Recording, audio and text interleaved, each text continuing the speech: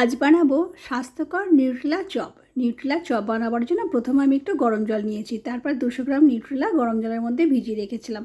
এবার নিউট্রেলাগুলো ভালোভাবে ভিজে গেলে ভালো করে আমি জল দিয়ে ধুয়ে নিয়ে তারপরে মিক্সিং জারে দুবারে পেস্ট করে নিয়েছি। আমি নিউট্রেলাগুলো করে একেবারে মিহি পেস্ট করলাম না, একটু দানা দানা ভাব রেখে দিয়েছি। এই নিউট্রেলাটা আমি একটা পাত্রের মধ্যে ঢেলে নিয়েছি। এবারে দুটো আলু সেদ্ধ করে নিয়েছি, মিডিয়াম সাইজের আলু নিয়েছিলাম। আলুটা ভালো করে খোসাটা ছাড়িয়ে নিয়েছি। আলুটাকে এবার একটু ম্যাশ করে নেব। নিয়ে আমি এই নিউট্রেলার চপ বানাবার জন্য আলু সেদ্ধটাকে কড়াইতে দিয়ে ভালো করে এর সঙ্গে একটা পুর বানিয়ে নেব। কড়াইতে বেশ কিছুটা সর্ষের তেল দিয়েছি, দিয়ে 1 টেবিল চামচ থেঁতো করে নেওয়া রসুন দিয়েছি, কিছুটা কুচনো পেঁয়াজ দিয়ে দিয়েছি। পেঁয়াজ রসুনটা বেশ একটু নাড়াচাড়া করে নিয়ে আন্দাজ করে লবণ, হলুদ, একটু আদা বাটা আর অল্প একটু কাঁচা লঙ্কা কুচি দিয়ে দিয়েছি। সব মশলাগুলো ভালোভাবে দিয়ে একটু কষে নিয়েছি। নিয়ে এবারে মশলাটা কষে নেওয়া হয়ে গেলে 1 টেবিল চামচ জিরে গুঁড়ো দিয়েছি। আমি প্রথমে কিন্তু জিরে গুঁড়োটা দিলাম না, সব মশলাটা কষে নেওয়ার পরে জিরে গুঁড়োটা দিয়েছি। জিরে গুঁড়োটা দিলে প্রথমে পুড়ে যাবে, তখন কিন্তু একটু তেতো তেতো ভাব লাগবে। ওই জন্য মশলাটা কষে নেওয়ার পর জিরে গুঁড়োটা দিয়েছি, দিয়ে আলু সেদ্ধটা দিয়ে দিলাম। আলু সেদ্ধটা মশলার সঙ্গে ভালো করে কষে নিয়ে এবারে নিউট্রেলা পেস্টটা দিয়ে দিয়েছি। প্রথমে যদি আমি নিউট্রেলার পেস্টটা দিতাম তাহলে কিন্তু সব তেলটা টেনে নিত, ওই জন্য প্রথমে আলু সেদ্ধটা দিয়েছি। দিয়ে আমি নিউট্রেলার পেস্টটা দিয়ে আলুর সাথে ভালোভাবে শুকনো করে কষে নিয়েছি।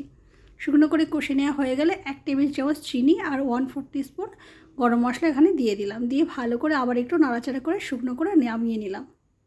শুকনো করে নামিয়ে নিয়ে একটা থালার মধ্যে ঢেলে নিয়েছি। এবারে এই পুরটাকে আমি একটু ঠান্ডা করতে দেবো। ঠান্ডা হয়ে গেলে তারপরে হাতের মধ্যে একটু তেল মাখিয়ে নিলাম।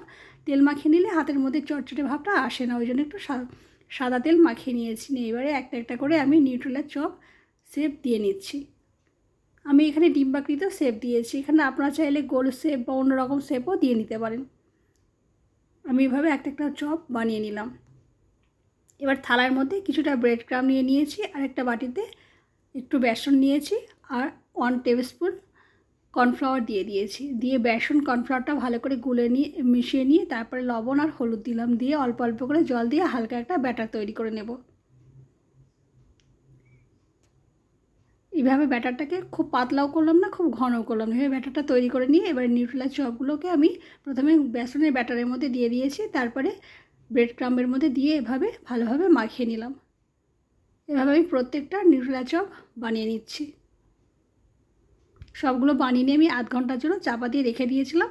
তারপর গ্যাসের ওভেনে কড়া বসিয়ে তেলটাকে ভালো করে গরম করে নিয়েছি। এবারে মিডিয়াম টেম্পারেচারে রেখে চপগুলোকে আমি ভেজে নিচ্ছি। প্রথমে 1 পিঠ হতে দিলাম, 1 পিঠ হয়ে গেলে উল্টে দিয়ে আবার 1 পিঠ হতে দিলাম।